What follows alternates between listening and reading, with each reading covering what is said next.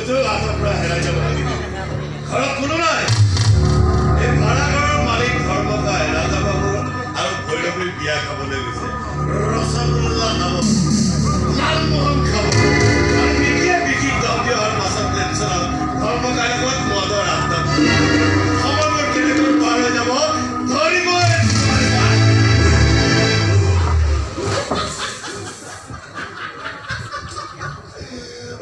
মই হিচাপ কৰিব লগা হৈছে কৰিব পোৱা বয়সটো পাই আহিছে যে